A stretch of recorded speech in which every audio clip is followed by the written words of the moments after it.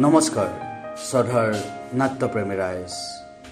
এহাল অসমীয়া দম্পতীৰ কথা বিয়া হোৱা বহুদিনেই হ'ল, তথাপি আজিও বৰ লাজ সিহঁতৰ। সেয়েহে সিহঁতৰ আজিও হাম দো অৰ হামাৰা এতিয়ালৈকে জিৰো। সিহঁতে কোনোবাই কোৱা শুনিছে হানিমুনত গ'লে হেনো সন্তান হয়। কথামতে সিদ্ধান্তও ল'লে, কিন্তু ঠিক ক'ত যাব ভাবি পোৱা নাই।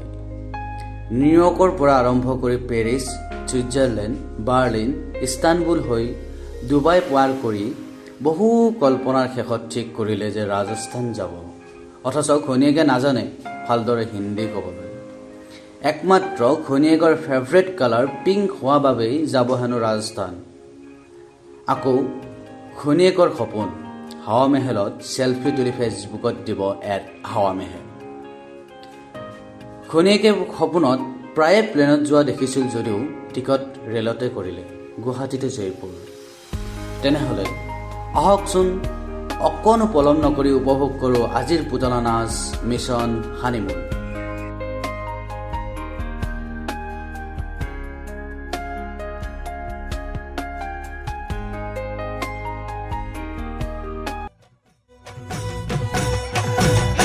Senang go sabone khalale pat o senang go sale lagale mat o senang ami khamiya bihute je bolia bihu bihu lagle gat o senang go sabone khalale pat o senang go sale lagale mat o senang ami khamiya bihute je bolia bihu bihu lagle gat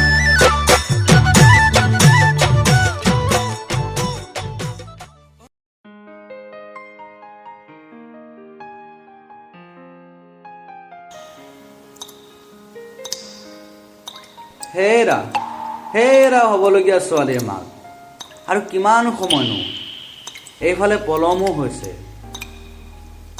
উফ, তুমি পানীৰ টেপটো বাৰে বাৰে খুলি থোৱানো কিয়? ইমান পানী নষ্ট কৰা তুমি।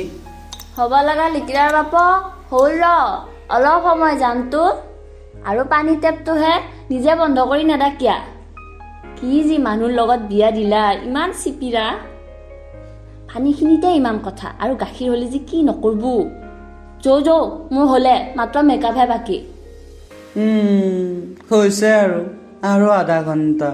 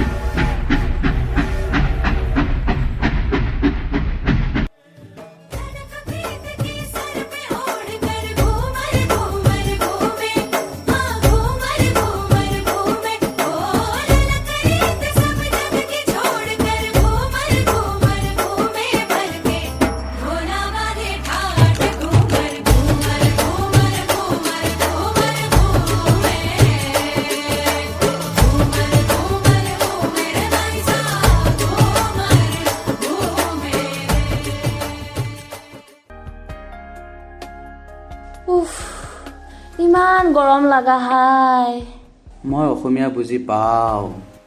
হেই কিনো কৰা হেই, এৰি দি। দেখিছা কিমান গৰম ইয়াত। উফ, সঁচাকে ইমান গৰম। মই আকৌ কাশ্মীৰহে গৰম বুলি ভাবছিলো। কিয়? বাদ দি, ইমান গৰম লাগছি। গছগিলা ক'ত গেল? বহুত দূৰত লাগি দেখোন গছ একডালো দেখা নাপাওঁ। ভগৱান, অলপমান জিৰাব পাৰিলি। বুজিলা এতিয়া? আমাৰ ঘৰৰ গছ কাটিচোন তোমাৰ অট্টালিকা বনোৱাৰ মন। আজি বুজিলাতোন গছৰ প্ৰয়োজন কিমান। হ'ব দে, ফাটা লেকচাৰ বাদ দি। লেকচাৰ মাৰি থাকিলি কাৰণেতো হানিমুনত আহিব লগা হৈছে। হ'ব ব'লা এতিয়া অলপ আমি আগুৱাই যাওঁ।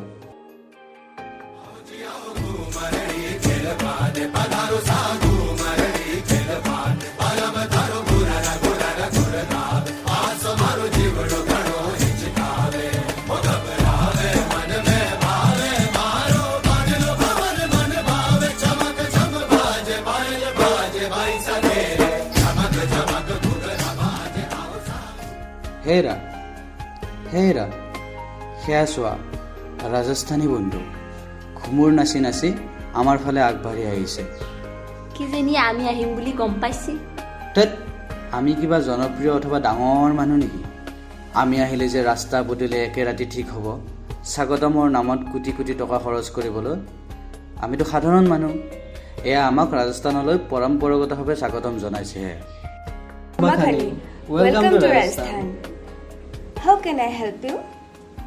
गरम लगा है, पानी चाहिए। नमस्ते, हम लोग असम से आए हैं राजस्थान देखने के लिए। भैया, क्या थोड़ा पानी मिल सकते हैं? वाह, असम से आए हैं आप लोग? I love Assam. अब मैं असम गया था। असমৰ চাই, বিহু, গড়, ব্ৰহ্মপুত্ৰ নদ আৰু অসমীয়া ভাষা আমাৰ ভালো লাগে। Wow, nice to meet you. অসমত অসমীয়া মানুহে এতিয়া অসমীয়া ভাষা ক'বলৈ টান পায়, আৰু আপোনাৰ অসমীয়া ভাষাৰ প্ৰতি যি আগ্ৰহ, যি ইচ্ছা দেখি সঁচাকৈ বৰ ভাল লাগিলে। बहुत दूर है, भागल लगा है, थोड़ा पानी चाहिए। पानी भैया पानी।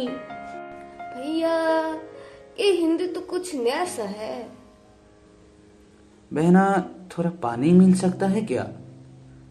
थोड़ा वेट कीजिए, हम देखते हैं। भैया, ये आसाम जैसा बिल्कुल नहीं है।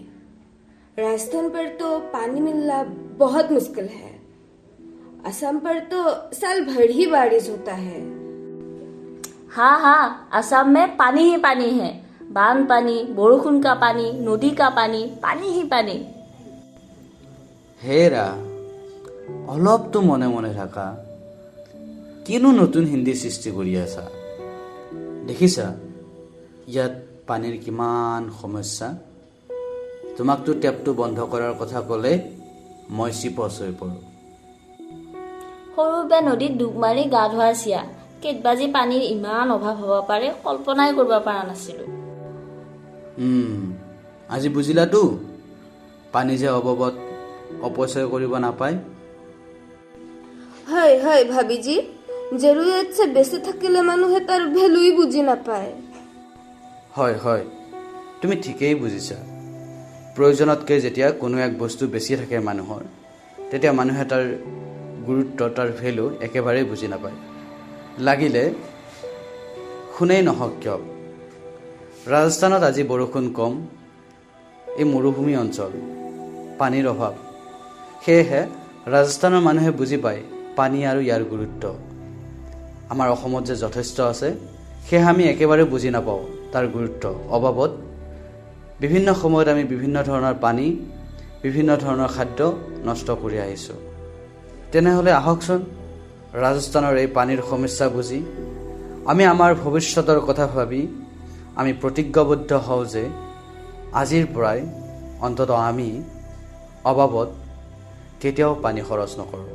तो भैया, हम लोग आगे चलते हैं। अब लोग हमारे मेहमान हैं, हमारे साथ हैं। आज आप लोग हमारे घर में ही रहेंगे, हमारे साथ। No no no no, it's okay. हम लोग होटल पर ही रह लेंगे। घर के मेहमान है आप। हमारा मेहमान कभी होटल पे नहीं रहते। बस भाभी जी, पानी वेस्ट मत करना। हाँ, ये तो ठीक है, ये तो बात ठीक है।